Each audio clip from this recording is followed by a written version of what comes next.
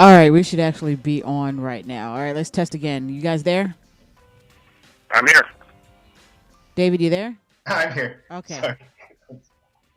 All right, I have no idea what the fuck that was. That was weird. It was really weird. And I think my sound is still really fucking low. Hold on. I can hear you. Gracie is our barometer for how things are going. Gracie, let me know. Text me, sweetheart.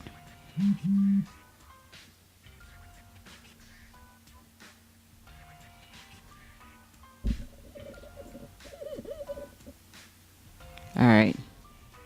Now I'm just waiting for Gracie to text me. All right, she says we are good now. I love Gracie. Awesome. Gracie is my girl. Remind me, Thank you, Grace. remind me to do something nice for Gracie. When's your birthday, Gracie? Let me know when your birthday is. I'll do something nice for you. All right, back on the show. Good God, at FanAddicts MMA, at Fight Fans Radio. We're on Facebook, facebook.com/Fight Fans Radio. Oh, wow. Gracie says, I need to ask Justin what her birthday is, and if you don't know, that I should hit you, Justin. Which is going to be difficult considering a virtual hit. Considering I don't think Justin and I have ever actually met in person. That should be an interesting encounter. Right here. Be like, hi, Justin. It's great to finally meet you. Sock you right in the jaw. All right. Okay, so let's... Whatever, it's September 5th if she's being a smartass. He just checked on Facebook. That's what I would do. Okay. Can't prove that. So we're supposed to have Dave Meltzer call in hopefully sometime during the show. He's scheduled for 5:30, and he's going to talk with us about the UFC on Fox stuff. So let's talk about that real quick before he calls in, if he calls in. UFC on Fox 3, of course, was last Saturday. An amazing show, absolutely amazing show. I did a post-fight show with Ted Check, and I think we were all equally impressed by it. But I actually haven't talked to you guys about it yet. Let's talk about the show itself. What were some of the highlights for you, David, on the UFC on Fox 3 show? Everything was a highlight for me personally. I thought every fight had offered something different. If you want to know the one thing I'd point to was Joe Rogan's commentary during the Husamar Palhares Alan Belcher fight on the ground, because that's where Rogan really shines. He has intricacies down. You saw him going for a twister, banana split, and Rogan was there calling it all, and really passionately. And that's where Joe Rogan's really the best, and that's why I really do appreciate having Rogan around. But the show had everything you could want as an MMA fan. You had a nice brawl to start it off, LeVar Johnson knocking out Pat Barry. Then you had these two guys take it to the ground, and Husamar in a way that most people are probably not even familiar with when he's attacking the legs, going for knee bars and ankle locks. Then you had a really close fight between Koscheck and Hendricks, which I had actually scored for Koscheck, but it was close enough to go to Hendricks. And then another great fight and great performance from Nate Diaz. That's another thing I'll point to. Nate Diaz has just become an amazing fighter, maybe at the level of, or maybe better than Nick. He's coming close. At 155, he's just looked better and better. Jim Miller's a top guy. Donald Cerrone's a top guy. I mean, Nate Diaz is so impressive. But the show was a tremendous and awesome show. I can't even name a best fight. It wouldn't be Koscheck against Hendricks, but any of the other three could qualify as best fight of the night for me. So, Justin, I'm going to shoot this over to you. We did talk about the fact that this was not a very heavily promoted show, and it reflected in the numbers. We all did our predictions, and the final count, or at least the peak, it was 2.9 million viewers, which is way down from what it was for UFC on Fox 2, despite those not being overly great cards in terms of the action. This still this was better in action, but worse in ratings. So, what do you think that is attributed to? I mean, a lot of people are saying star power, but I still don't buy that Joe Schmo knows who the hell Rashad Evans is. So what do you think it was? Yeah, I think the lack of promotion is really kind of what hurt things in the end. David and I were talking about this, earlier before we had the technical issues, and I actually responded to a post that Luke Thomas put up on his Facebook, and I mean, you have potential stars, you have guys who you can market on that card, whether it be Pat Barry. I mean, people know who Josh Koscheck is from the first season of Ultimate Fighter. People know Nate Diaz from his time on the Ultimate Fighter. They know who his brother is. They know the attitude that they bring. So I think you had at least 2 to 3 guys that you really could have heavily pushed on this card, and really probably could have brought in an extra. I don't know if it would have brought in another million, but at least 500,000 viewers to try and get the ratings a little extra bump. But Fox and the UFC just really dropped the ball big time on getting viewers in for this show, which is a real shame because, like David said, every one of these fighters put on an awesome performance in their respective fights, and it's a shame that not as many people saw it as they should have. Guys like Kimbo Slice were pulling in better ratings, and Kimbo Slice is a disgrace to MMA, and it's a shame when guys like Nate Diaz and Alan Belcher are out there, putting on the fights of their careers, and not that many people saw it. But it's for sure a lack of promotion is really what killed this card. David, do you agree with that? I know this is. I agree in part, but I think star power is important. It might not be important for someone that's never watched MMA before, but I think the heart of these shows is attracting the casual fan, and the casual fans are just not moved by exciting fights per se, but by the presence of a personality that they're familiar with. But the lack of promotion definitely hurt the show. So when you say the casual fan, I guess, I look at this a lot like a specialty shop. And let's say that specialty shop is a comic book store. I used to be really good friends with a guy who owned a comic book store. And one of the things that he told me, he says, it's great to have fans of comic books coming into your show on a regular basis. Having regular people show up every Wednesday, because that's comic book day, is great. But what really sells business is people walking in. It's people who are not regulars, may not even know that your shop is there originally, but they just kind of wander in. And he says that's what really helps sustain his business. So I feel like that kind of works here too. 2.9 million people is still more than any pay-per-view. So obviously there was enough for, I think, hardcores and then some.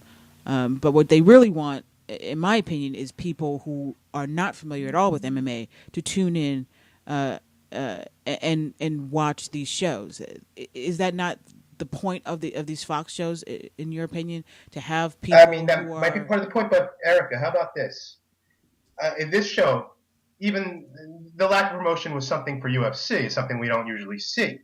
But Elite XC, which did better in these shows, didn't have even the avenues UFC has to promote.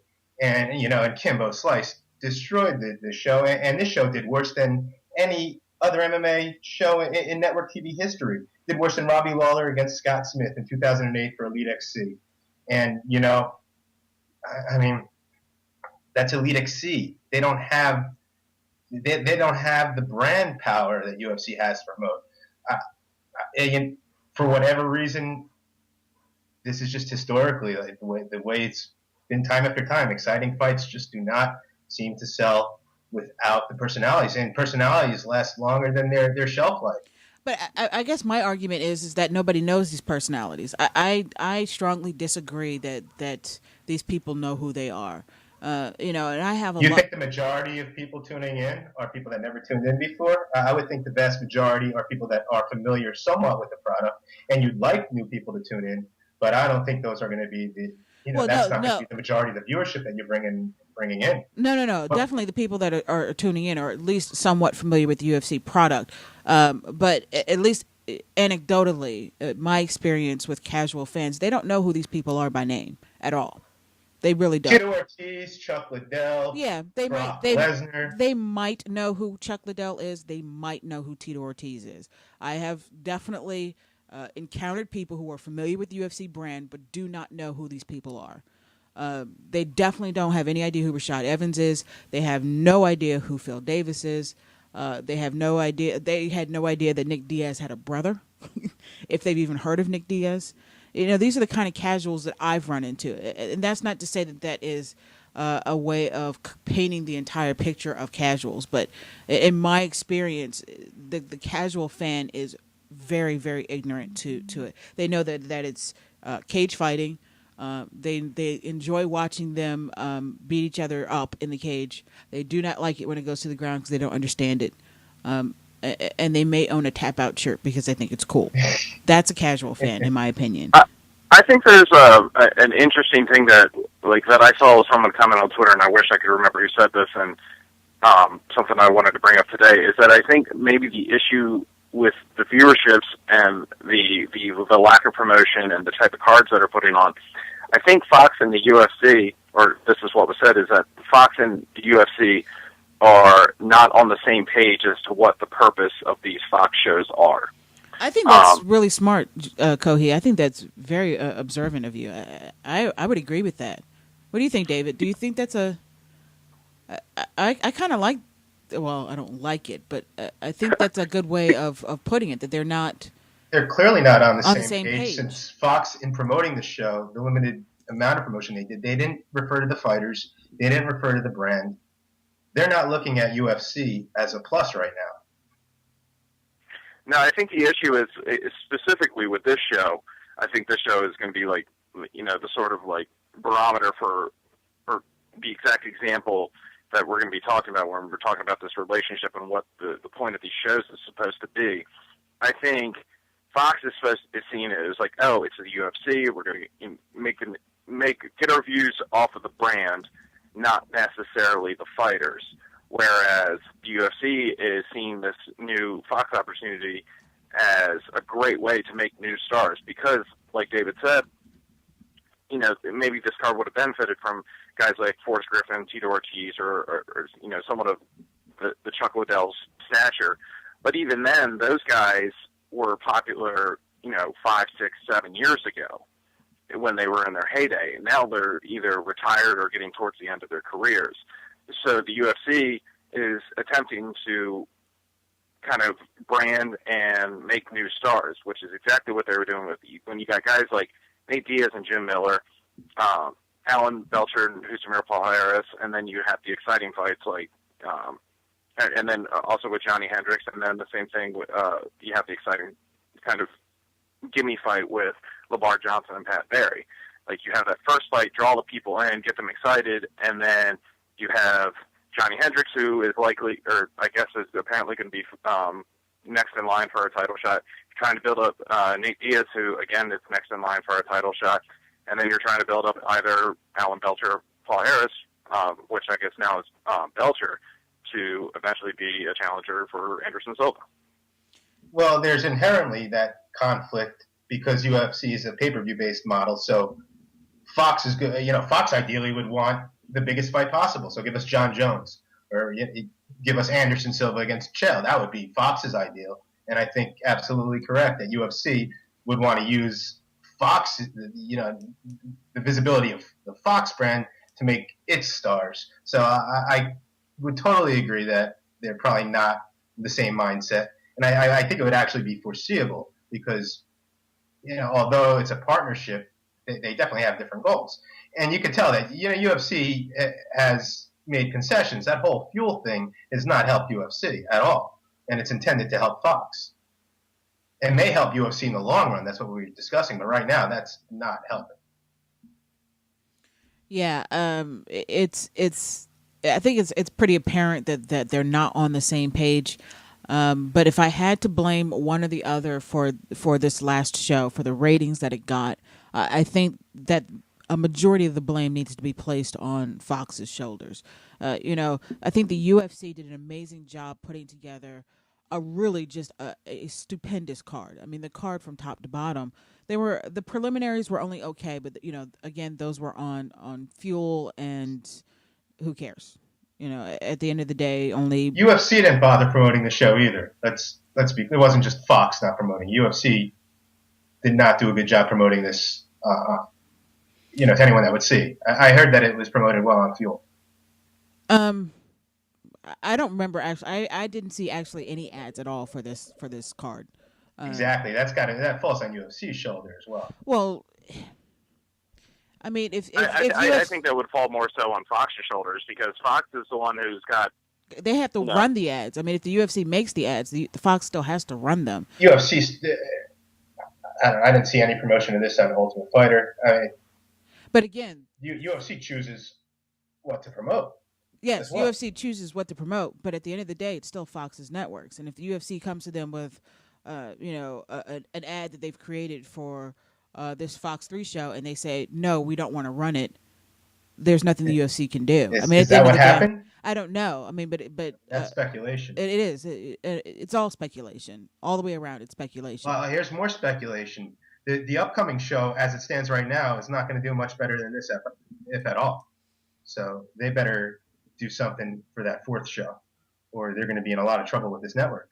They could end up like WWE in the Saturday Night's Main Event, which returned to network TV and was immediately relegated to midnight time slot.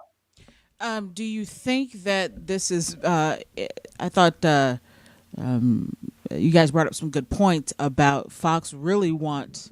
They want Anderson Silva, Chael Sonnen too on Fox. They don't want Nate Diaz versus Jim Miller on Fox. So do you think that, again, speculation, and I'm all about some conspiracy theories if I can spread a few. Do you think maybe Fox did this on purpose to 9/11 was an inside job? It was. I actually saw an episode of American Dad that told us it was witches actually were the cause of 9/11. So now that you know, knowing is half the battle. But do you think that it's possible that Fox kind of if that's what Fox wants, Fox really wants the big name fights. If they force these shows to have crappy ratings, and they go to UFC and say, "Look, you've got to give us something big to make up for this crap," is that possible? Do you think that's a possible motivation behind Fox not promoting the show and promoting, you know? I don't think it runs that deeply. I don't think. Yeah, I'm not that conspiratorial where they're like, let's not promote this. It'll do a shitty rating, and then we'll insist on getting a big fight. You don't think network executives are that dirty? No, I don't think it's that calculated. Don't you watch like Mad Men or something? Aren't they like? I do watch Mad Men. Aren't they that kind of dirty? I don't know. I tried to watch it. Well, I mean, at the end of the day, I don't think and a big fight. I mean, this is really in the long run gonna more benefit UFC than Fox. Even if it brings in the big ratings. I mean, big ratings for UFC. It's not going to be a huge rating success in the scheme of all TV. I don't think Fox is scared. Fox may not care all that much. I think that's probably more likely. You don't think that? I think that's unlikely. I think they might be looking at this as like a mistake at this point already, even before this show. And we'll see where it goes from here. I don't know. I think that's unlikely that Fox doesn't care.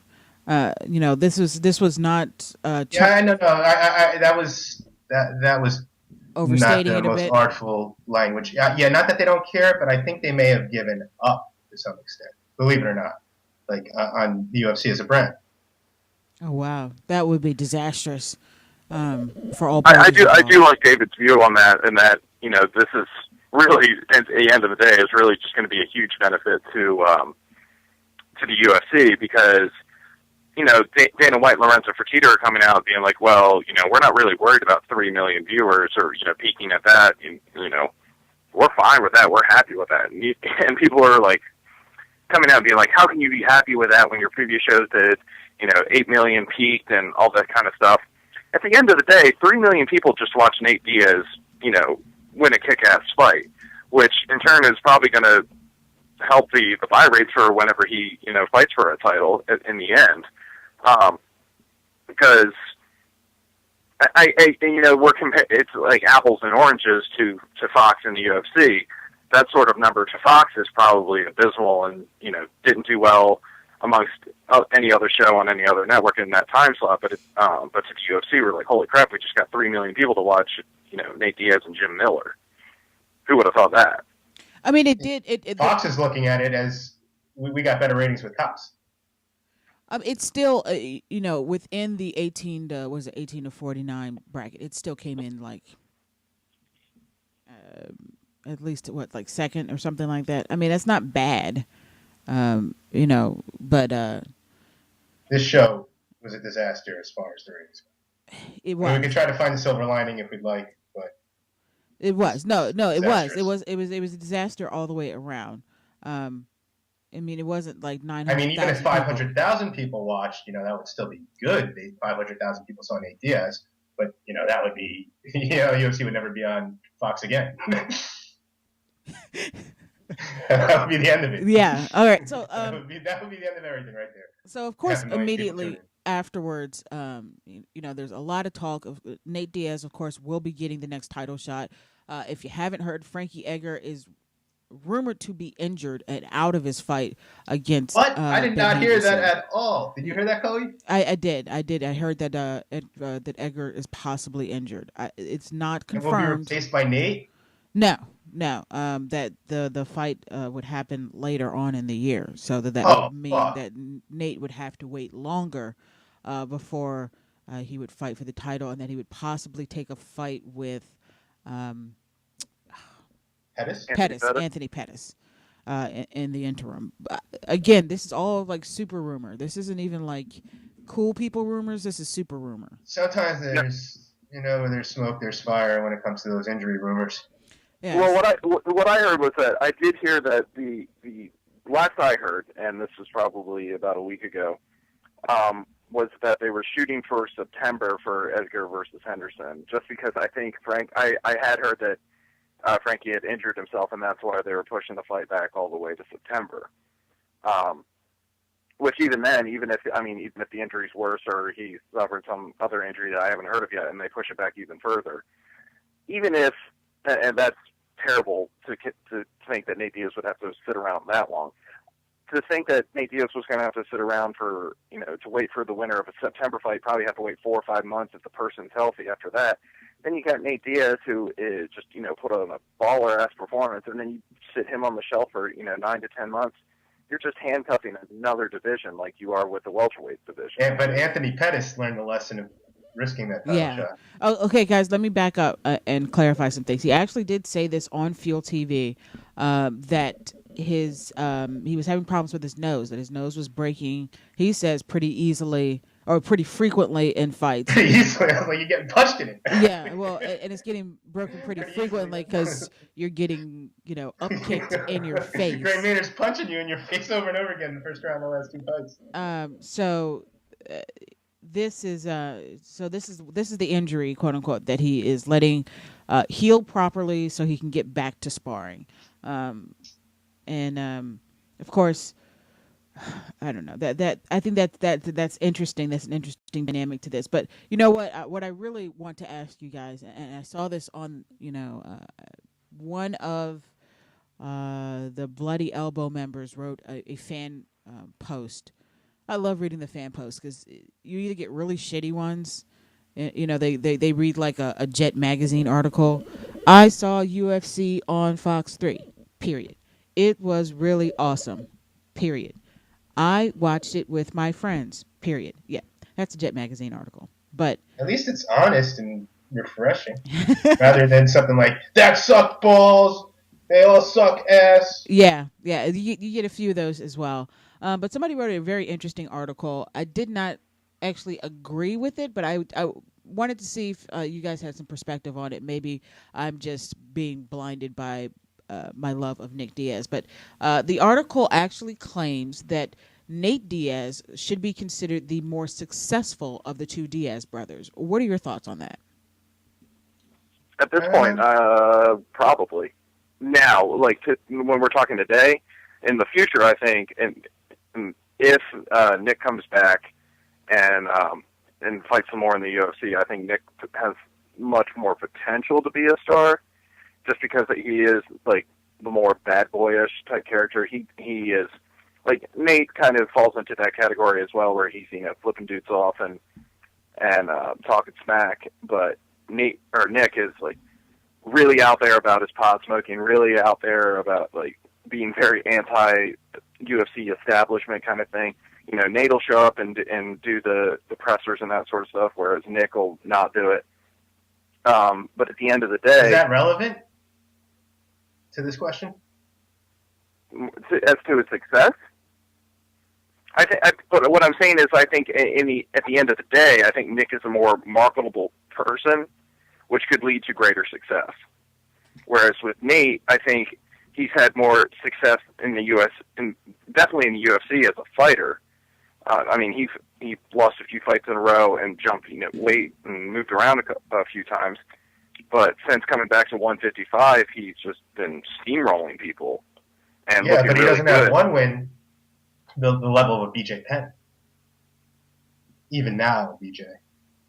I think Nick has to be considered the more accomplished fighter right now. So okay, so let me clarify some of the things that this person put in the article. I believe his username is halitosis, which is funny. But I think he's actually saying not at this current time, because he's actually comparing it to. He actually mentioned that the titles that Nick Diaz has won were bullshit. The people that he fought to win those titles were bullshit. So at the end of the day, he thinks that Nate is the more accomplished fighter overall, not just currently that he's having more success at this current time, but that overall he is a more accomplished brother of the two of them. I think the BJ Penn argument is a really good one and hard to refute. I don't know. I didn't. And a really close fight with Carlos Condit. I know Erica, you didn't think it was that close, but what's widely considered a very close fight with Carlos Condit. No, I thought the Carlos Condit fight was close. I didn't think the Ben Henderson Frankie Edgar fight was close. You didn't think the Frankie Edgar Ben Henderson fight? I did not think that fight was close. Yeah, no. So he had a very, very close fight with a fighter at the level of Carlos Condit. Yeah, Jim Miller and Donald Cerrone might be there, but like before that, Nate didn't really have that many wins over really impressive people, and he lost a bunch of fights as well. You can't just discount that completely. Yeah, but then, you look at Nick's history in the UFC. He's never done well in the UFC, and at the points where he was doing really well, like in Elite XC, they pretty much created a weight class for him in which he lost a fight to KJ Noons. And then when he went back up to, the 185, 170 fights in Elite XC at Strikeforce, he was fighting guys like Paul Daly, Scott Smith, Frank Shamrock, Cyborg Santos. That's not. I got to really go back to BJ Penn, and the way he did it. See, I don't think I definitely think that's definitely something you can bring up. I don't know. I've never really bought BJ as a great 170 pounder, and I also think BJ is getting towards the end of his career. Whereas we just watched Nate completely demolish Jim Miller, and Jim Miller, aside from guys who are either been he has only lost to Frankie Edgar, current or former champion, Gray Maynard, fought for the title a couple times, Benson Henderson, current champion, and now Nate Diaz, current challenger. So I think Nate's got to be at least even with his brother. I don't buy Nick Diaz being super successful at this stage of his career. But one of the things that here's a question for you, and this is obviously completely hypothetical. So Nate Diaz versus BJ Penn, how many buys did that pay-per-view get? Hold on a sec. I can actually check that. That is MMA payout, the blue book that they have there. It only did 280,000 buys. That that one was tough because they had to bring in they kept changing opponents like 2 or 3 times because it was originally supposed to be Diaz and GSP, and then it was what, Condit and GSP, and then it was Condit versus Diaz, and then it became BJ versus Diaz. It was just a mess. It was. It absolutely was. So maybe that's not a good example. So Diaz. Okay, let's say. No, I don't think that's a good example either. Well, we'll stick with Diaz Penn since 280,000. There was a lot that came into why that number was not as big as it should have been. Let's say that if that had been the fight from the get go, I'd say the minimum would have gotten maybe 400K for that. I mean, it's BJ Penn. There were so many change-ups, like you said, in the headlining fight. People didn't know who was fighting, and people were injured, and it went from being a GSP fight to not being a GSP fight. So let's say from the get-go, it was Penn versus Diaz, and it did 400K. Okay? Do you think that BJ Penn at 155 versus Nate Diaz would have done the same? Huh. I got good questions, man. I don't think so. Nate's not as big a star as Nick, whether you want to call him as accomplished or not. Nick's the bigger star right now. He is. Yeah, I think. But is there a distinction between being a star, as in like being able to sell pay-per-views, and like, I mean, what are we saying successful as? Are we saying successful as like someone who brings in a lot of pay-per-view buys? It's a separate question. But Erica's question related to number of pay-per-view buys. I'm not really talking about accomplished right now. I'm talking about who's going to sell more pay-per-views. That was okay. If we're purely talking sell more pay-per-views. Okay, yeah. If we're talking about pay-per-views, Nick will probably more likely than not sell more pay-per-views, but that doesn't make him a more successful fighter. No, but that wasn't Erica's question. Okay.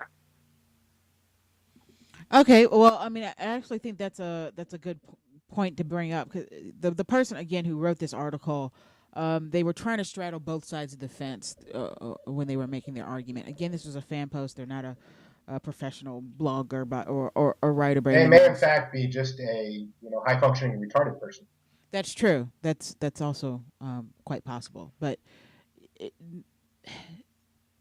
I don't know. It's also possible. It's true. It's true. It might be. I've read through these posts. It's quite possible. It's true. I was about to make a really bad joke. I'm just going to skip over it. But I do think Nate is on the brink of becoming a star. Quite the star, especially after his Fox performance. And one of the things that was brought up yesterday during the Untethered MMA show was that even though the numbers for it weren't great, the residual effect of the show itself, how good it was, it has got to be promotion in itself. I can't imagine anybody who I can't imagine that entire 2.9 million people who watch it, that all of them were hardcore fans. There has to be at least some of them that weren't, or even if the hardcore fans could have mentioned it to their friends. But it probably sounds better coming from somebody who's not a huge MMA fan, because you expect a hardcore fan to be like, "Oh my God, this was an amazing fight." But that's got to spread like wildfire. That in itself could help the next UFC on Fox show. But that can also help to make Nate a huge star. His performance in that main event was phenomenal. I mean, I've never seen him perform so well. What do you do with that fourth show, Erica? What do you do? Do you think you leave it as it is and you just promote it harder, and you think it's going to succeed? Because Justin and I were talking about this when there were the technical difficulties. But I think you really have to add a fight with, either quote unquote star power or a title fight to that show, or it's going to be in danger of doing ratings as poor as this one. I just don't know if I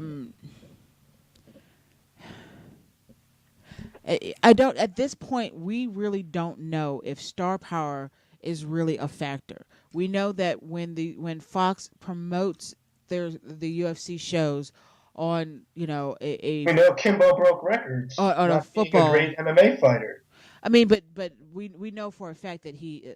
I mean, I don't think there should be any question that Kimbo Slice is more famous than any one MMA fighter right now, or he at that time he was. Probably not right now, Again, but it's at that time he was. I mean, if you want to leave the show as is, I mean, you're risking another disaster because you think it's the promotion is to blame itself. Yeah, I mean, do. what I would do is move Forrest Griffin and Tito Ortiz off of this pay-per-view and put that on the show, not as necessarily the main event, but you build off of that, and people know Tito Ortiz, people know Forrest Griffin. Some people Casual do. fans know these guys. I don't think. I think you're putting a lot of stock into how big Tito Ortiz and Ken Shamrock did great numbers on Spike. That's when like Tito Ortiz and Chuck Liddell were still, And Ken Shamrock was washed up. It wasn't a great fight. It wasn't a great you fight. Also you had to build off the Ultimate Fighter off of that as well.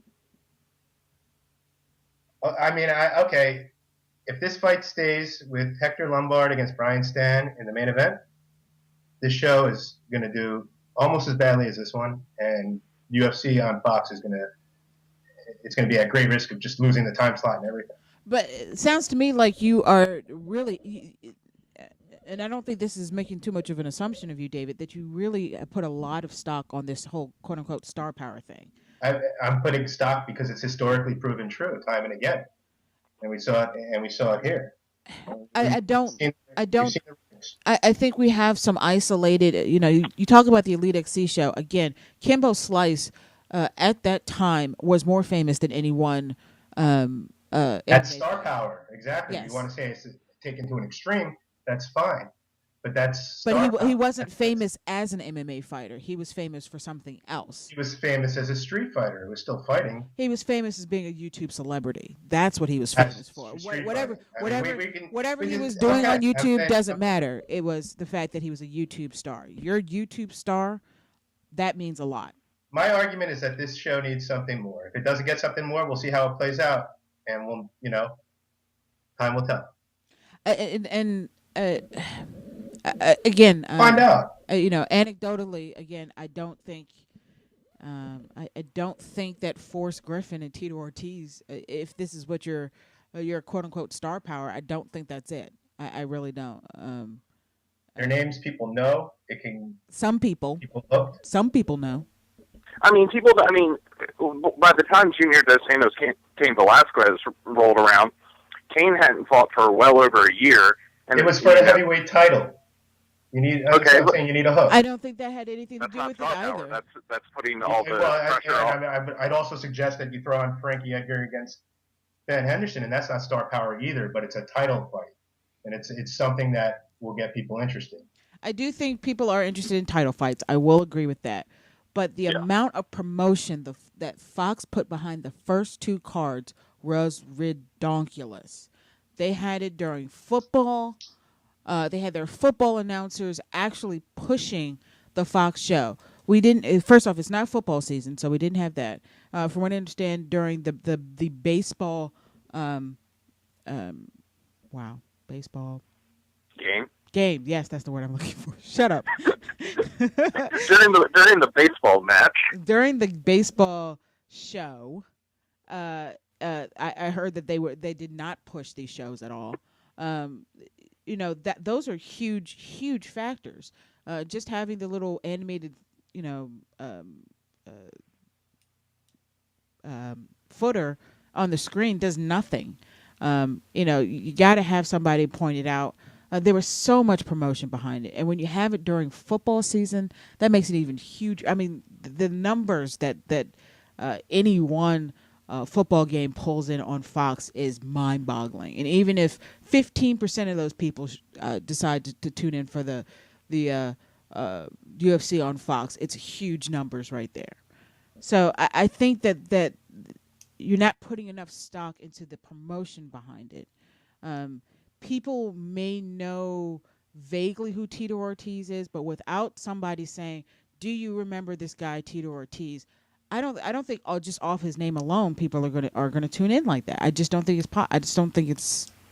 it's gonna happen. He was on Celebrity Apprentice. Wow. People are not going to tune in to Hector Lombard against Brian Stan. I think with enough promotion, we could do much better numbers than we did with this last show. I think with real honest to goodness promotion, again, I watch a lot of Fox. I saw zero. I watch a lot of FX. I saw zero. Yeah, promotion, it will do a little bit better than this. Okay, since we're talking about promotion, we're talking about the new Brian Stan Hector Lombard fight. David and I were talking a little bit about like how would you actually market this fight, and I brought up the idea that they would probably need to push the All American Hero stuff again with Brian Stan. But since you weren't in on that part of the conversation, Erica, what would you think of them doing that again? Given the fact that we had heard some rumors that Brian Stan wasn't a real big fan of it, and that he was actually quite uncomfortable having to sit down and what happened when he was in Iraq. Do you think you continue to push that until that cow just doesn't give milk anymore, or do you really have to start thinking about Brian Stan as a person and how it's affecting? No. You it's a mistake, especially if you're going to make him headline a Fox show, for you to suddenly drop that, because that is the most marketable part of this fight is Brian Stan's military service record, his Silver Star, the fact that he's a war hero. I think would do wonders for the show if they actually pushed that, but. This is a two-sided. That's one side of a two-sided coin, is it not? I mean, the other side is that you're exploiting this. Definitely. I mean, that's what you have to do. At the end of the day, you got to sit down and say, well, we're going to exploit this and try and get as many people to watch this because they're interested to find out what this war hero did, and that's what you're doing. And I know I think Brian Stan has gotten a lot of flack for it. I don't think it's his choice to promote it that way, though. No, I don't know. I mean, it seems to be his choice to not promote it. So you would think that it would also be his choice to promote it. I don't know. I think when it comes down to it, they're like, oh, Brian, we need to do the videos for the countdown or for the primetime show or the build up for the next pay-per-view, blah, blah, blah. We're going to ask you about your war record, so be ready for questions like that. I don't think it's kind of like, I don't think Brian Stan came up to them and was just like, hey, guys, I'm about to fight Alessio Sakara. What would get more views? Me talking about the time where I saw, like, a 14-year-old kid driving a suicide bomb car. Like, I don't think, like, to me, that would be horrific to have to revisit that over and over again. Yeah, I mean, my father was in Vietnam, and even though Vietnam was vastly different than the Afghan war, I know he didn't like to talk about things that happened there. I know a lot of people that were in the military that served time in a conflict, in a war, don't like to talk about it. Yeah, I get what you're saying, but if you're going to give him a headlining spot, you got to be like, look, dude. You got to be able to sell this, and your most marketable feature is this thing that you don't want to talk about. So it's either headline the card and get this exposure, and be uncomfortable for a few months, or don't. I know it sounds kind of shitty, but at the end of the day, that's what marketing is, isn't it? Yeah. I don't know. What do I know? I'm sitting at my computer desk in Maryland. I don't know. But that sounds like it makes sense. We have a caller. Who's this? You're on the FanAddicts show. Hi, it's Dave. Oh, what's going on, Dave? How you doing? Hey, Dave. Hey, what's going on? How you doing? Good. What's going on? We are Thanks for talking calling this Fox stuff to death, absolute death right now. One of the things that we've been going back and forth on, Dave. Wolf, I'll call him Wolf. Wolf seems to think that the lack of star power is really one of the main factors that killed this card. And I'm of the school of thought that the lack of promotion was. There was literally no promotion for this card. It's that and 3 or 4 other factors. There's no one overriding factor, I don't think. I think it was a bad night. Not Cinco de Mayo. Cinco de Mayo, I think, is a good night. It's just that there was really a lot of competition, and that didn't help. The promotion was really bad, and that didn't help. The lack of stars didn't help, and we're going to find out in August. I mean, I don't know if MMA is a sustainable property in primetime network television. I never knew if it was before. I mean, with Elite XC and with Strike Force when they were on CBS, it's like they all had their hits and misses, but they didn't run enough shows to where we could ever see a long term. I mean, more, and they had more misses than hits. And UFC had two shows that I would say were hits, but the second one dropped a lot from the first, and the third one dropped a tremendous amount from the second. So usually in the TV world, when that happens, that's a real bad sign. Yeah, it's funny you would say that, because the network that is most infamous for canceling shows is Fox. Fox will cancel you in a hot second. You will go to a commercial break and come back, and it will be something else. Fox cancels shows that do a lot higher ratings than 1.5. Yeah. Oh, yeah. I mean, you got to think Fox also canceled Family Guy twice, which is probably one of their more successful Sunday night primetime shows. Let's not forget they also canceled the masterpiece that was Greg the Bunny. I know. That was a travesty, wasn't it? Right. Theoretically, MMA could sustain itself on network TV if the big fights were. We don't even know that. I mean, it's possible. It's possible. The jury's out on MMA on network TV, I think. I mean, long term. I mean, I guess because I mean, if you look at, like, they put some pretty big fights on Spike, and when they first did, they could get threes, and then after a while, when they put pretty big fights on Spike, they would get high ones. So, and threes are fine. High ones aren't so great for a big fight. So I don't know if that's a proven thing. I mean, I remember when Randy Couture fought on Spike, because I was in England for that show, and I know what the predictions were, and from the Spike side, and boy, they were, the idea of Randy Couture on Spike, this is going to be great, casual fan interest, blah blah blah. And I mean, it did no better than any other, I mean, it did better than a bad show, but it was a huge disappointment. And, again, the thing with that MMA that everyone's missing is that the ratings peaked in a lot of ways in 2006. I mean, they came back, and I mean, they had a great Ultimate Fighter with Kimbo, and, if you get the right freak show thing, absolutely. You could right now, with the right kind of freak show fights, do a rating, in 3 months for an MMA fight. I mean, there's no question in my mind. But that's not sustainable either. For freak show fights, I mean, that's like celebrity boxing. I mean, celebrity boxing opened to something like a 9.5 rating, okay, and it was gone after 3 shows. But that's what casual fans are interested in, is celebrities fighting. Now whether it's Kimbo or Gina Carano or something. I mean, it's like they're not interested in sports fights. I mean, if they were, we would have sports fights on network television, and we don't, and there's a reason. They don't draw enough of an audience. Not taking into account what would happen to the pay-per-view business. Like, if you throw that's John Jones another aspect. But John Jones and George St. Pierre couldn't sustain network television?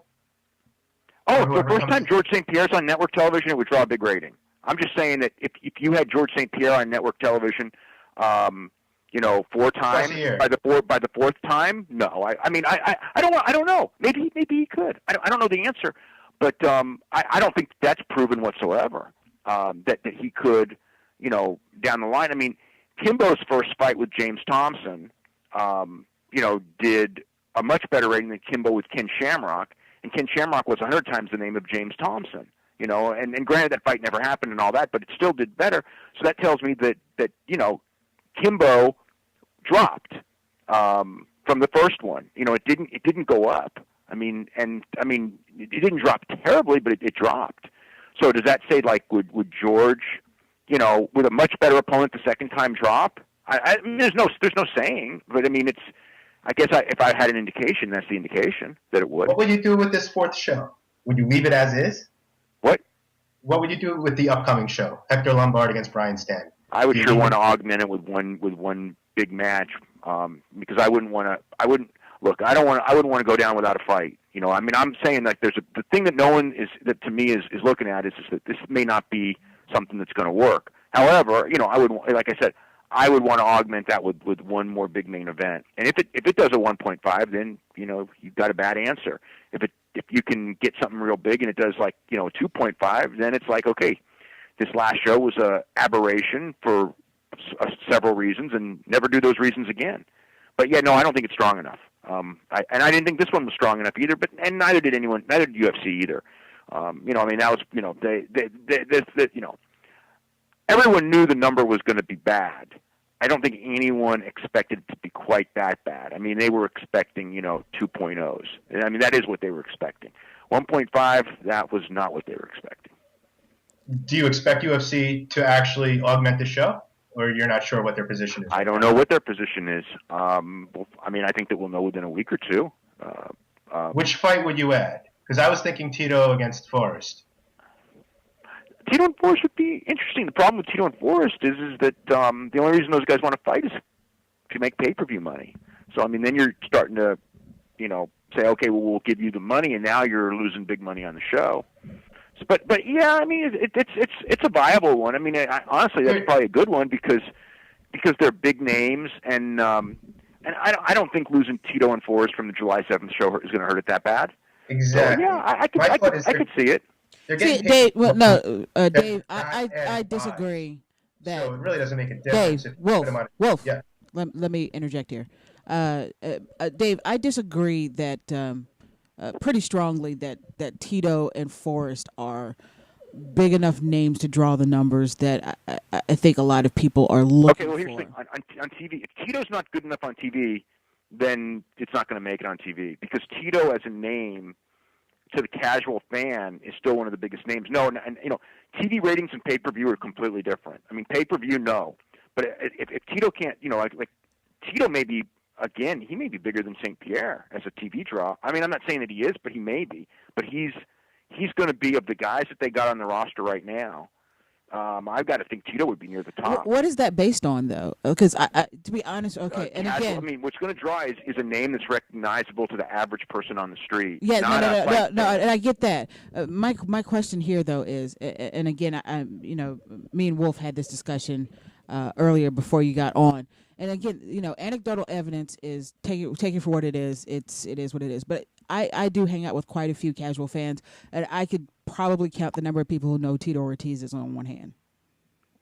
Well, then, but having said that, though, it's still more than is going to know anybody else. It's a hell of a lot more than know Frankie Edgar and Ben Henderson. And Rashad Evans and Junior Dos Santos. If Rashad Evans isn't good enough, then they're in a lot of trouble because Rashad Evans is one of the biggest stars in the company, and he's still fairly relevant. And if all the exposure he's had with his million-buy pay-per-views and Ultimate Fighter appearances and things like that, if he's not strong enough to headline a network show, then they will not make it on network.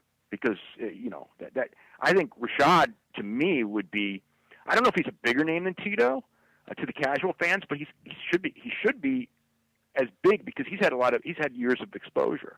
But he's had years of exposure to people who are relatively hardcore fans, or people who, you talk about people who watched him on Spike Television, or people who watched him on pay-per-views. But the average Joe Schmo out there who wears a tap-out shirt probably That's all you got. Doesn't. I mean, there's who else is there? Chuck Liddell's retired. Brock Lesnar's retired. There's the guys that are going to draw on TV are the guys who've had years of exposure, or someone who's like just super hot on fire, the new hot thing, and I mean, like Ronda Rousey might be able with super promotion. I think people would tune in for the woman fighting aspect of it. I don't think she has quite the same pull that Gina Carano did. Gina Carano was kind of the first ambassador for women's mixed martial arts, wouldn't you say? Erica, you're fading in and out at times. Am I really? Yeah. Oh, that's weird. Did we lose Dave? No, I think Dave is here. Dave? Maybe not. Yeah, I think we lost Dave. I don't know why. Oh, no. Hopefully he'll call back. Yeah, that was weird. I think we lost Dave. Oh, that sucks. Okay. Well, hopefully he'll call back. Dave Meltzer will call back. Let's go ahead and Move on from the Fox stuff. Oh, wait, he's calling back now. Hey, Dave. Hey. Sorry about that. I'm not sure exactly what happened there. But you said Ronda Rousey possibly as somebody who would be able to draw numbers, and she probably could draw some numbers. But I think, wouldn't you say that there would be more people tuning in because it's a cute girl, and not necessarily because of any kind of name recognition? Well, no, not at first. At first, her name's not big enough. But I think that she's someone that if you built a promotion of a TV show around her, and she's a good talker and everything, and I think the bronze medal helps in that thing. As far as it gets, it can get her in places, and it can get her on the sports pages because she's got that legitimate, real sports credential thing. I think that by the second show, she possible she could be a real big star. If that show with Misha Tate had been on Fox, if that show itself would have been on Fox, and the Sarah Kaufman fight and the those two fights had been on, the Sarah Kaufman, Alexis Davis, and Tate and Rousey fight had been on, I believe that the next show featuring women's fights, whether like a Rousey Kaufman fight, I think would have done pretty big. I know you still got the handicap that Kaufman doesn't have great charisma, but I think that just if a lot of people like saw those two fights, I think they'd like freak them out, and it would actually like. I think the reaction would actually be really, really good, because I know the people who watched that specific Showtime show. The reaction when that show was over was everyone was talking about women's fighting, and they stole the show, and that's the kind of thing like for that casual audience. It's different.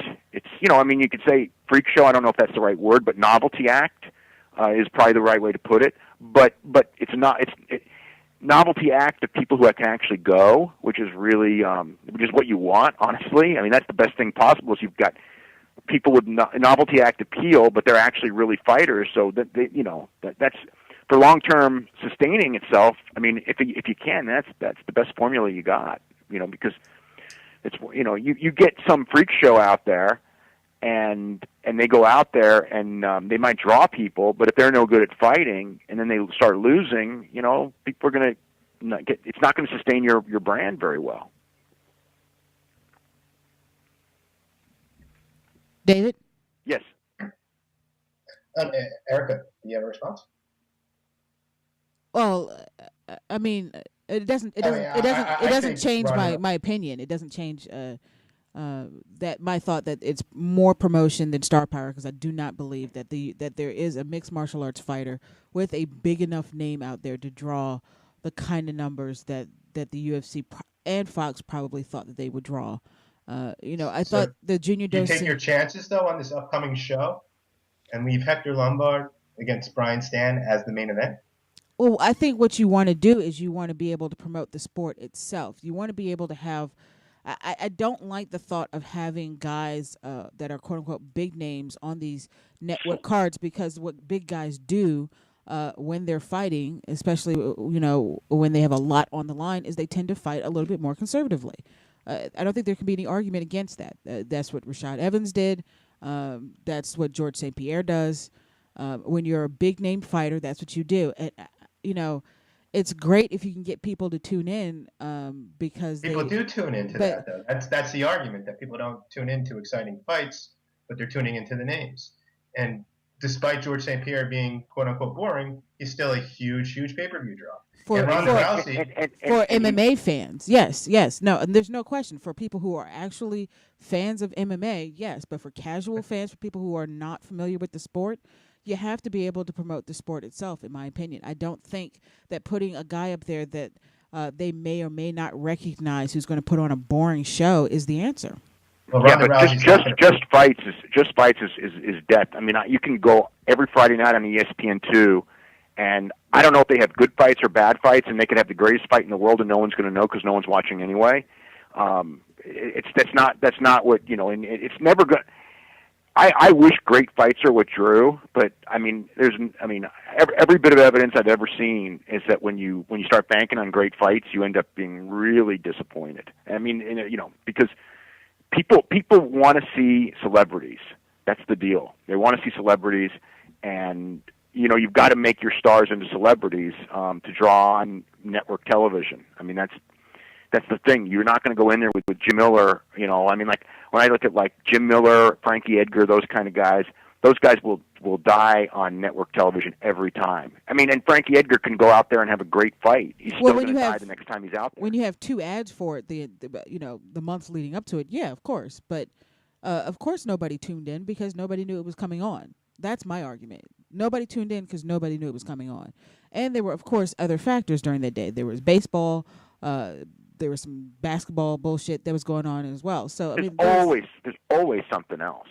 I mean, and they're, like I said, there's and it all hurt. Don't get me wrong, it all hurt. But it wasn't the difference between a 2.0 and a 1.5. It was the difference between a 1.8 and a 1.5. Yeah, probably all that competition. It was a bad night in some ways. But you know what? The Velasquez dos Santos match, that was a bad night too. But it was a fight that was, and it was really well promoted. I mean, that was the thing. Yes, and that was extremely well promoted. Yes, you got to promote the names, and they didn't do that on this one. One of the things is, Cain Velasquez is not, on the surface, someone who you would think would be a great drawing card, but he was. And that's because they promoted the hell out of him and they told the story. And they didn't do that with these guys, and they didn't do it with Diaz. They had to. You can't go on network TV without that kind of promotion of a show. And that's another thing they got to learn is that if you're not going to promote the fighters, there was also a title on the line, though. What? There was also a heavyweight title on the line. Well, that helped, of course it helped. But again, if you're not, you could say heavyweight title, but if you don't promote the fighters, people aren't going to care. I mean, they promoted those fighters really hard, not only on that show, but in the weeks leading to that show, and they promoted those names over and over. And on this one, it was 4 fights. It's like when I heard that promotion, it was like, this is death. I mean, they didn't even tell you it was MMA or UFC. It was 4 fights on Saturday night. It's like, Jesus Christ. Yeah. I mean, I think most people watching thought it was boxing with no names, which no one's going to watch. We get that every Friday night on ESPN too. It was the promotion for this show on Saturday was absolutely abysmal. I mean, earlier I suggested some conspiracy theories because it was just so bad. I can't imagine how it could have been so bad. I wonder if Fox didn't like that second rating, and thought, oh my God, there comes a point. I mean, because I saw it with WWE, where the first time they went back on NBC, they got promoted really good, and then when the rating came back bad, it was like, now they're on, but I mean, it's a secret, and they'll promote the tribute to the troops for their goodwill, but they also know that it's not going to draw. Do you know what Fox's reaction has been internally to this rating? No, not internally. I mean, publicly, they haven't come out and said that it was good, but that's what they would say. But I mean, here's how you'll know. You're going to know in mid-July when they promote the next fight or don't promote the next fight. If they promote the hell out of the next fight, then they, weren't dismayed by it too much. And if they don't promote the next fight, then that tells you. I think that they weren't happy with the second one because they didn't promote the third one. I mean, that's every indication I have. And especially when you're not promoting the UFC name. Even like I could go, okay, they think these fighters are so weak, but it's like they're not even promoting the UFC name, and that's their brand. That's like saying we got a baseball game and just telling you, like this coming Saturday night on Fox, 2 hours of sports. Don't say they baseball. Think the brand don't say hurts? teams. Don't say. You know what I mean? Do they think the brand hurts? I don't think I don't know. I don't know why you would do that. I mean, when I heard the ad the first time, I was baffled. I knew it wasn't going to work, but as far as like why you would do it, I was completely baffled. It's like, why would you make people think that it's some no names boxing? Because we already know that won't work. And then maybe I don't know. I think they thought they were getting some hot 18 to 34 property, and maybe. Again, look at all their other numbers, the FX numbers. I mean, maybe they're just sitting there going like, "Oh my God, we didn't get what we bargained for." Is HBO and NBC maybe looking and breathing a sigh of relief at this point? I mean, Probably. Yeah, probably. Well, we've talked this subject to death. Yeah, we really did. We do some King Mo talk, Dave, if you stick around, because you are the man for this. Yeah. I can stay for about 20 more minutes. Oh, that's perfect. So yeah, I mean, King Mo, getting fired from Zuffa. There was, of course, speculation that perhaps Dana White would try to bring in King Mo to the UFC, and that, of course, didn't happen. He signed with Bellator and TNA Wrestling. What does this mean? Like, in the long run, what kind of significance does this have for both MMA and maybe even pro wrestling? I don't know. I mean, I think it's more significant to Spike TV trying to get behind and create this.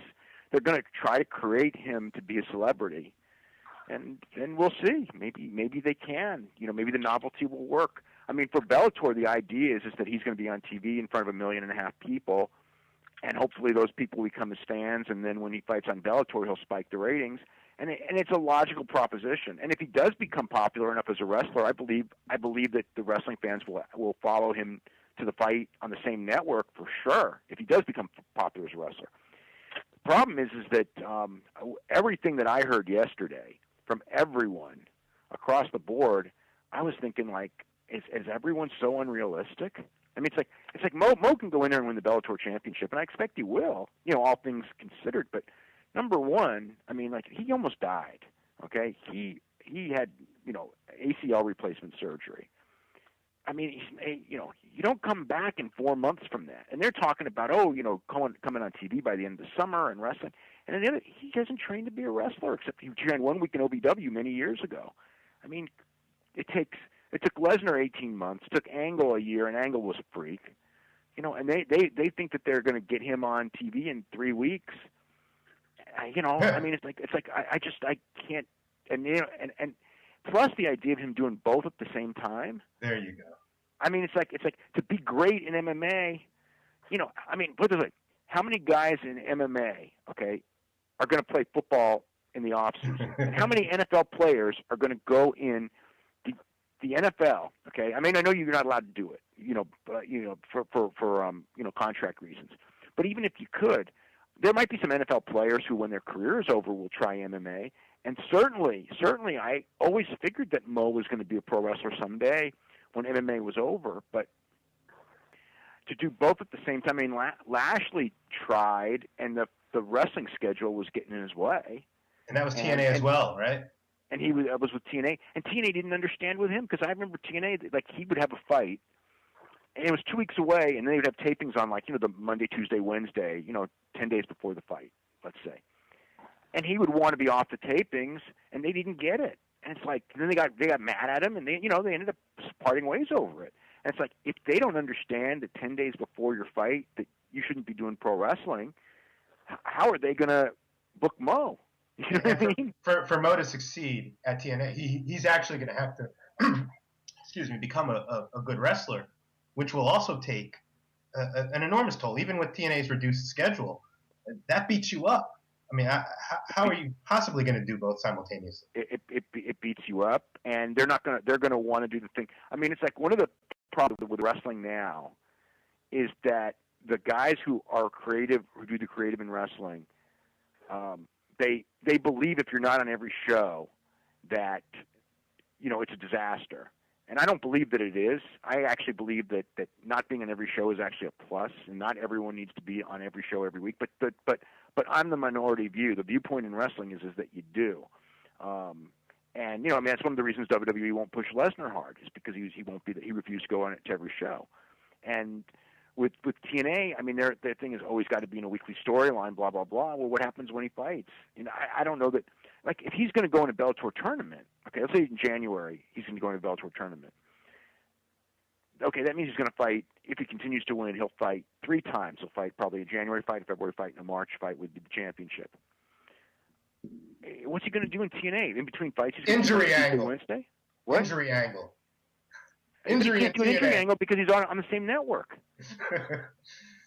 Different. So who the hell is he going to fight in Bellator anyway? I mean, this is, like, to me, this whole signing just doesn't make sense at all. Like, yeah, he gets the exposure I guess with the 1.5 million viewers that are for people who watch TNA. But there's some people who work for a wrestling pro wrestling website, and they weren't really overly excited about it because as pro wrestling fans, they didn't really know who Mo was. They don't know. They don't know. He's not a celebrity. No. And then if you guys over who the hell is he going to fight at Bellator? I mean, Christian Mfumbu is their champion right now, and he just lost. He lost his last fight to Travis View, the guy that Mo's already crushed. So what are they going to do? Do a rematch between Travis View and King Mo? Like what does that do? That actually is probably. There's a good chance that one will happen. Actually, yeah. And Mo's not fighting anytime soon anyway. Yeah, but again, I mean, I look at who they have in their in their light heavyweight division, and unless Mo's knee doesn't allow him to come close to where he once was, Mo should run over everyone, which at least is good in a sense. At least it looks like he's a pretty devastating fighter if he runs through everyone. And could he beat them all in one night? What? Could he beat them all in one night? I don't know if he won a fight 3 times in one night, but he probably. I wouldn't bet against him if the knee's all right. Yeah. Hey, I don't know. I think it's an interesting. I think it's good for Bellator. I would agree that it's a good move for Bellator to get somebody like Mo in their promotion. To be honest with you, I think Mo is more Bellator level fighter. I don't think I think if the UFC had opted to bring him in, he would have not done as well. I think his stand up is extremely rudimentary. His wrestling, of course, is amazing, but there are a few fighters who've been able to really make it pretty far with just really solid wrestling. I don't know if King Mo could have done. I mean, what do you think, Dave? Am I just giving him a hard time because I just want to, or what are your thoughts on him in terms of his skill level? I mean, do you think Bellator is a good fit for him? Well, he was a championship there. I mean, I thought Strikeforce was a good fit for him. I mean, as far as in UFC, the size thing. I mean, as a light heavyweight, he's actually small.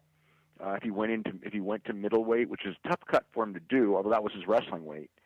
Well, if he got off the roids, he might be able to make it.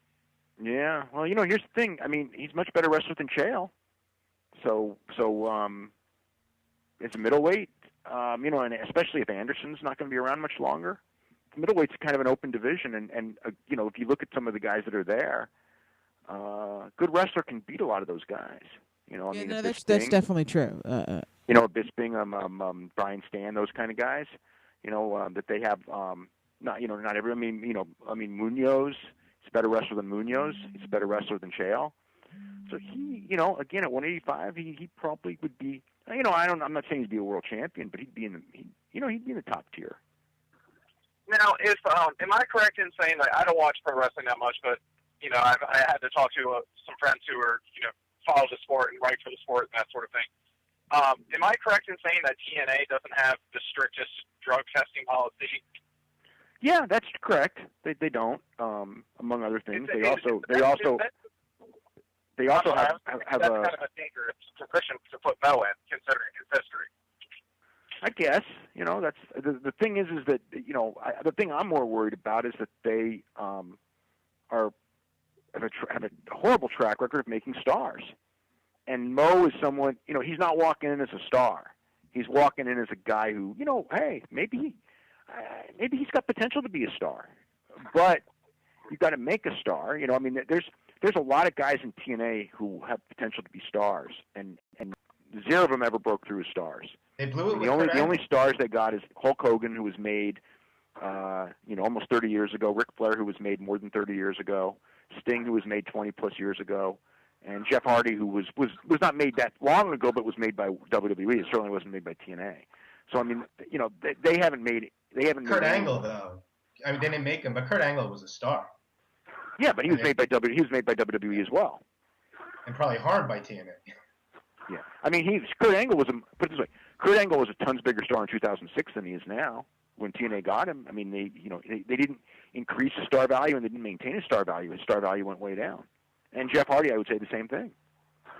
So where do you think this will go? I know it could be dangerous to predict, but if you had to guess, I wouldn't even want to hazard a guess because I don't know. I've never seen King Mo wrestle. He might end up being great.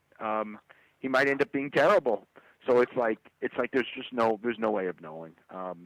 The problem is that I think that even if he's really good, they're going to push him too fast. And wrestling fans are pretty weird when it comes to that stuff. Especially if they think that like you're getting preferential treatment. But sometimes maybe they won't. If you entertain them, they'll like it. If he can entertain them, they'll like him. At the end of the day, and if he can't entertain them, then they won't. I believe that he needs to be a heel for sure. For sure, he needs to be a heel coming out of the box. And I don't know if that's what they're going to do, but or maybe start out as a babyface for the brief period of time with the full knowledge that you're turning him heel in about 3 or 4 months, because the fans will turn on him and use that fans turning on him to make him a heel.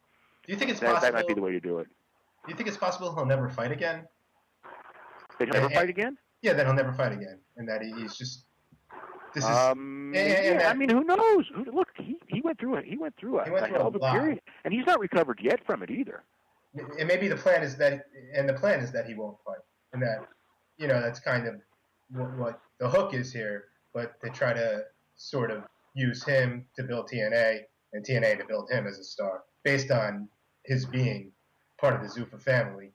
But maybe Bo will never actually have another MMA fight if he succeeds as a pro wrestler. Yeah, but then again, he's going to have to be a really good pro wrestler to make it as a pro wrestler. Which in the long run he's going to have to be either way. If he's not a good pro wrestler, he's not going to make it. I don't think. But he might be.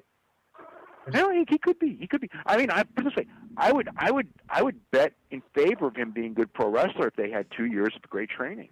But coming out in 3 months, you know what I mean? It's like that's changing that's changing the risk reward thing.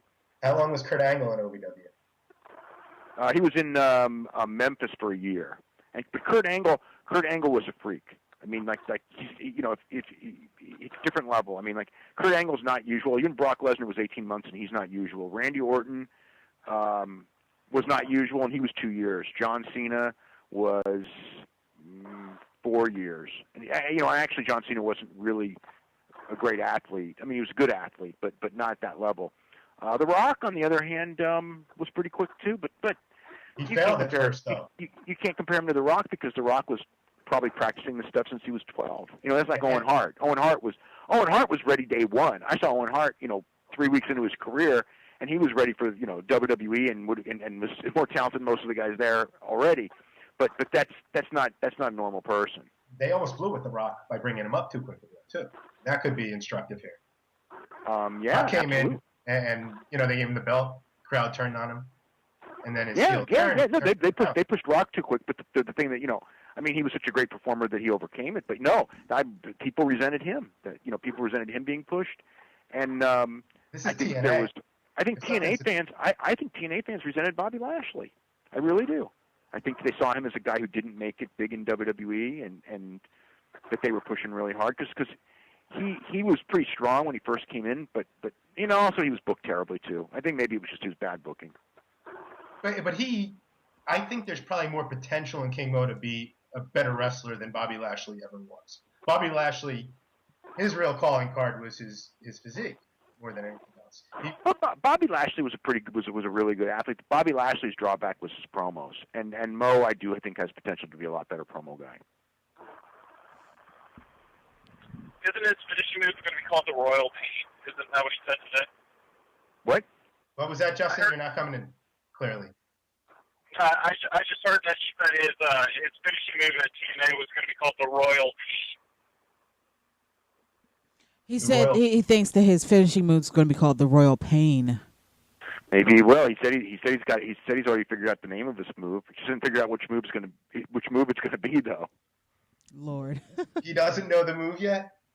He's mulling over several different finishers, but he said he has a name. He already has a name for the finisher. I don't know what it is, but he says that's what he says. Oh wow! All right. Well, Dave, thank you so much for coming on and sharing your knowledge with us. We always appreciate what you have to say. Thank you, Dave. Okay, no problem. And hopefully we'll talk to you again soon, man. Okay, cool. All right. All right, thanks. Bye. Thanks very much. Bye-bye. Thank you. Justin, where the hell are you? Like in a bathroom stall? Yeah, I'm driving. Sorry, it's Mother's Day weekend. Oh. Screw your moms. I love your mom. I really do.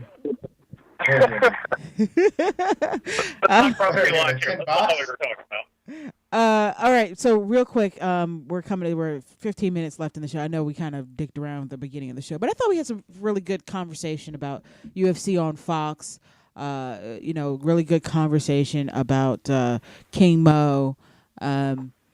Probably the only other thing I would want to touch base on real quick before we get into these UFC on Fuel TV 3 predictions is the Dominic Cruz injury. Dominic Cruz tore his ACL during training for his fight. I'm so sad. I know. You know what's funny, Dave? Whenever it's a Team Lloyd Irvin fighter, I'm thinking Dave is taking this really hard right now. I'm so sad. I still am. Oh, I'm so upset over this. So he's staying on the Ultimate Fighter, which I think is the smart move to do. Don't remove him from the show. It's not that it would have made that much of a difference. The show's not doing good ratings wise anyway. I'm actually a little depressed about all this rating stuff. It's not a good sign overall about the state of MMA right now. The UFC is pushing really hard. It's declined in popularity. It seriously has. It has, and it makes me sad as a fan of the sport to think that we might have already had our best days might already be behind us. Yeah. You probably have peaks and valleys, but it's always going to remain a niche sport. As far as being mainstream like baseball or soccer worldwide, I just don't see it. At least, not in the United States. Maybe in some different cultures, but I don't think the U.S. Yeah, I think at this point the UFC might be pushing it a little too fast and a little too hard. They want it badly, and that's what she said. I think they want it really badly, but it's just not. This is not the time period or the appropriate time or place for MMA to become what Dana White wants it to be, and that is the biggest sport in the world, which was, it's hyperbole anyway, but I really think that it makes me sad to think that this may be that our best days were really UFC 100. A digression though, like you were saying, Dominic's out of the fight. Yes, so that's a shame. Yeah, so that's UFC 148 was scheduled to have Uriah Faber versus Dominic Cruz. First they were headlining, and then they moved Chael Sonnen and Anderson Silva 2 as the headlining cards, and then we had 2 title fights, and now we're down to just 1. But there could be a number 1 contenders bout between Uriah Faber. Oh, not an interim title fight. There will be an interim title fight. Jesus, between Uriah Faber and an as yet named to be opponent. I am rooting for Hanan Barao, but who would you like, David, to fill in that spot? Who do you think is deserving at this point? McDonald has been mentioned. Michael McDonald has been mentioned. Nobody's deserving. There should not be an interim title. Dominic's the champion. Fuck these guys. They should have a number 1 contenders fight. I don't want to hear this shit. Fuck this shit. Neither of those guys is going to be champion. Dominic's the champ. Now that that's off my chest, I'd probably go with Barao, but what I was reading is McDonald might seem more likely right now. I think Dave Meltzer actually reported that Barao had said he hadn't been contacted. Yeah. I read an article about that yesterday that Barao says that he has not been contacted yet by the UFC. You would think that they would take care of that as quickly as possible. But has anybody talked to Michael McDonald's people to find out if he's been contacted? And hopefully, I haven't heard anything. But do you think they'll announce it tonight on Tough? I don't know. They might.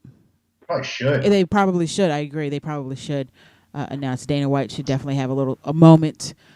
I don't know how you justify Michael McDonald getting that title shot, though. So, aside from attempting to make Faber look good, maybe. But I don't know. Michael McDonald is so young, and he's got loads of potential. And his biggest win thus far has been over declining Miguel Flores. I say you keep building the guy up and let him, I understand why they're putting Eric Hook in that fight with Jesse Aldo, because they have nobody left. Here you have options, as in Hayden Barrow, who not only smoked Brad Pickett, but also completely dominated Scott Jorgensen, and is on like a 23-fight win streak. How do you not give that man that title shot? Well, as I suggested to you earlier, I think UFC might want Uriah Faber to win, and I think they might think that he has got a better chance of beating McDonald than he does Barrow at this point. Maybe I'm overthinking that. No, I don't think you're overthinking. I think that's status quo for the UFC. I actually think that Michael McDonald will be a much tougher fight for Uriah Faber than probably people are giving him credit for. I think he'd be a serious. I mean, he's younger. He's probably a little faster than Uriah Faber. I don't know. I think that he could recover from a loss too, though. A loss is not going to. Oh yeah, no. I don't think a loss would hurt him. But I think if you're going to put Uriah Faber against somebody that you think he could beat, I don't think Michael McDonald is that person. But let's just have Easton fight Faber then. Have what? I'm all for that. I do like that. Oh, I'm all for that. I think you might have a fan revolt if that were to take place right now. I'd love to see Faber and Easton fight. I'd love it. I'd love it too, but they couldn't really justify that as the interim title fight. So I'm looking at the USB rankings for USA SB Nation. Wow. Oh boy. I mean, Bowles just lost, right? Bowles lost to Faber. Yeah, he lost. He got smoked by Faber. Ass kicked. Jorgensen. Barrow or McDonald, it's got to be. Yeah, Jorgensen just lost. Pickett did just win pretty impressively, but he lost before that to Barrow. Torres is done. I think we all agree it should be Barrow. Yeah, it should be. Yeah. I think either if it's Barrow or McDonald, I think that Faber is in trouble. But that's just, That could be true, too. I think you take Barrow out of his fight with Menjivar. You put Michael McDonald in, and then you got Michael McDonald versus Menjivar as kind of like a pseudo number one contender, depending on how fast Dominic can come back. Yeah, let's not talk number one contenders like that yet. Oh, wow. I mean, really? Sensitive. You're with me. You're not with me? You're actually chastising me for my reaction? Yeah, I think they need a number one contender bout for the 135 belt. I like knowing who. Dominic's coming back, everybody. His career's not over. He's not coming back. They're not doing this shit with GSP, and he's been gone for 5 years, as far as I can tell. No, I don't think it's a number one contenders bout for the interim title. I think it's I think the interim title holder, of course, is the number one contender, but I guess maybe it's the runner-up contender. And I think that's what Justin was implying, was that it's kind of. You know what? I have another name for these. They're not contenders. They're pretenders. All of them. Pretenders to the throne. Fair enough. The only way the title can be taken away is through an injury, and then creating an interim belt. Dominic will be back, dominating again. Actually, I disagree with you. I think the other way for the title to leave Dominic's hands is a steel chair. I think if maybe he'll sign a deal with WWE, and we can arrange that. Maybe the King Mo spirit. All right, so did you see the rumors that Faber started saying that it was Ronda Rousey who tore Dominic's ACL? I didn't see that. That's actually pretty funny, though.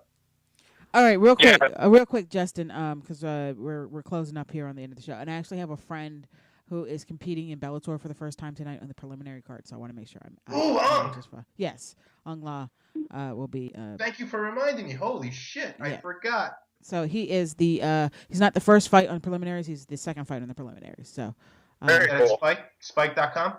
Yes, it will be on Spike.com. Some shit, I'll find it. Ung La Insane is he's out of Crazy 80% Jiu-Jitsu. here in Elk Ridge, Maryland. He just got his purple belt in Brazilian Jiu-Jitsu under Julius Park, who is again a Lloyd Irvin student and affiliate. So I'm excited for the fight. We'll see how. I'll see how it goes. Thanks for the reminder. Holy shit. All right, so real quick, Justin, we're not actually going to go over all of the fights here on the main card for Fuel TV, because really at the end of the day, it's not a great card. But I do want to ask you your predictions for Tom Lawler versus Jason McDonald. I'm a big Tom Lawler fan. I love watching him walk out. I'm going to mute it. Yeah, I was actually I was at that fight for Fairfax where he came up to the Hulk Hogan music and the feather boa swinging the flag around. So that was pretty cool. As far as this fight with Jason McDonald, I mean, this is not an easy fight for Tom Lawler. Lawler's really kind of faltered with guys who are good submission artists. I mean, we saw in the Joe Darkson fight, like Darkson's never much of anything in the UFC, but fought Lawler and took him out fairly easily. And then we just saw Lawler also get put to sleep by Chris Weidman not that long ago. So, as faded as Jason McDonald has become in his, this last bit of his UFC tenure, I tend to like him in this fight. I do think Lawler is the better striker and can very well catch him on the feet and then finish him, if he got good top control, because Lawler is a fairly good wrestler. But at the same time, Lawler's just a little too wild. Not the greatest submission defense fighter I've ever seen. So I think McDonald will take it by submission. All right. I'm actually going to let you do the predictions for this show. I might give my opinion on the next one. Donald Cerrone versus Jeremy Stevens. That seems like a gimme fight that they're giving for Cerrone. Stevens seems more like a guy who's very wily and will be susceptible to Cerrone's much more clean and his much more clean technique, and I think he's just better all the way around on the feet or on the ground, right? Yeah, absolutely. I think Stevens will definitely hold the advantage just in terms of power, because Stevens is the kind of guy to drop his fist down back behind his hip and then wing it out there and pray that it hits. As impressed me in the past, he had some little bits of a technical skill, like in the Melvin Gillard fight and the Steve Out fight. But I just think he chooses not to use it. Like you said, sir, I said this before Cerrone fought Dennis Seibert. He's a phenomenal kickboxer.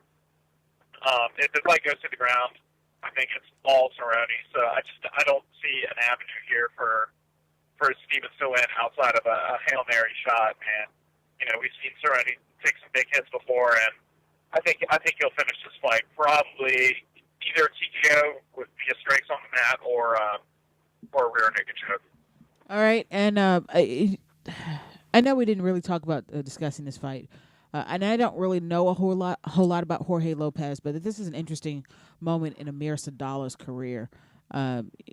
He seems to really just be a middle-tier fighter. The UFC keeps trying to push him to be something more, but he really isn't. I mean, what do you think his chances are against Jorge Lopez? This is a tough one for me to call because I've never seen Lopez fight before. What I do know is a very strong wrestler, which, if you take Sadallah out of his element, he definitely doesn't lose. It very well could end up looking like his fight with him, where Kim just picks him up, slams him to the mat, puts him on, or Lopez takes him down, puts him on his back, carry rounds. I don't expect it to be a real exciting fight. I don't think Sadallah is UFC material. He's had his shine against low-level talent, but at the end of the day, he's another Ultimate Fighter washout who had quite a bit of potential, but I think he would have ended up being better for it had he not been immediately thrown into the UFC. He came into maybe one, if zero pro fights, and then was immediately in the UFC. And I think that's a mistake for a lot of fighters. I think you have to have the experience to handle it, any sort of fight, before you immediately grown into the UFC where it's like thousands of people screaming, big lights, big stage. I think it just didn't allow for any growth. And even without seeing Lopez fight out, I wouldn't be surprised if he won this fight by decision. All right. So let's move on to the main event, which of course is a number one contenders bout between the Korean Zombie and Dustin Poirier. How do you think they stack up against one another? I mean, I think the Zombie has seen a resurgence in his career after a loss to what was his name? George Roop. Yes, to Roop. But do you think that he really does have a chance here against Poirier? Poirier just seems to be on a different level than a lot of other 145ers. Yeah, Poirier is a really, really special talent. I remember seeing him fight for the first time against Josh Crispy when Crispy was supposed to be the next big thing at 145 and eventually challenged Jose Aldo. And Poirier just wiped the floor with him and looked fantastic ever since. And his last fight, finished with that awesome-looking triangle armbar. The Zombie's, kind of in a strange situation where didn't do great in the WC. I think he won that first fight with Leonard Garcia, even though the judge saw it differently. And he got knocked the hell out by George Roop, of all people. Comes into the UFC, gets his revenge over Leonard Garcia, with a cool twister win. Then goes on and beats Mark Hominick in 7 seconds. The Leonard Garcia win is, that's a win that he should get, 9 times out of 10. I think we've seen Hominick's last days as a top tier fighter. I don't know if he ever really was, or if it was just kind of the time he was, and I think he's taken the loss of Sean Tompkins very hard.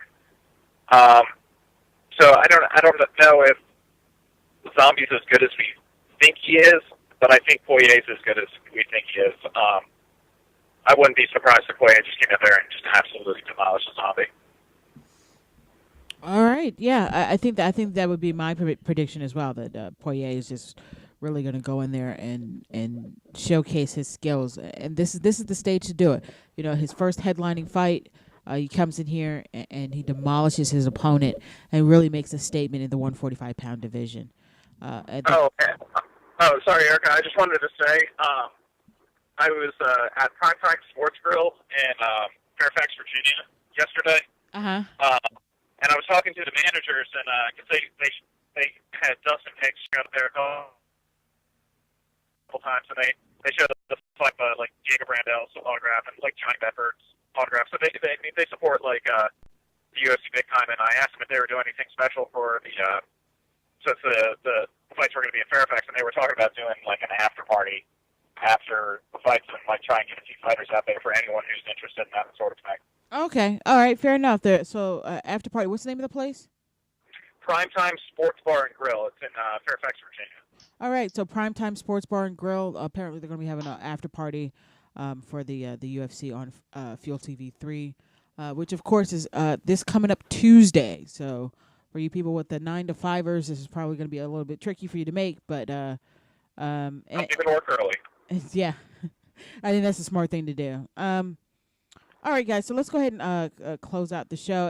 Any closing thoughts from you, David Wolf, before we go ahead and close out? Yeah, fuck Fuel TV. I figured that was what it was going to be. Justin, from you, any closing thoughts? I love Fuel TV. And I'm going to say I wish I had Fuel TV in HD. That's going to be my closing thought. So follow us on Twitter at FightFansRadio or at FanAddicts MMA. Like us on Facebook, facebook.com/FightFansRadio. And we are on iTunes. This will be on iTunes. We are on YouTube as well. Now youtube.com/FightFansRadio is our YouTube channel. And all of our shows will be available on there. And we are also on Ustream. And you can look us up at Fight Fans Radio on there. So until next Friday, same time, 5 p.m. Are we going to do an after show on Tuesday? Say that again? Are we going to do a post-fight show on Tuesday? I probably will not be able to, since I'll be part of the production staff. I'm not sure exactly what time I'll be getting out of the show on Tuesday. So follow me on Twitter then. I'll be rambling all night. All right, so I will actually probably be doing that in between fights, is tweeting a little bit. So, all right, so we'll talk to everybody next Friday, 5 p.m. Eastern Time, the FanAddicts Show. Check out some of our other shows.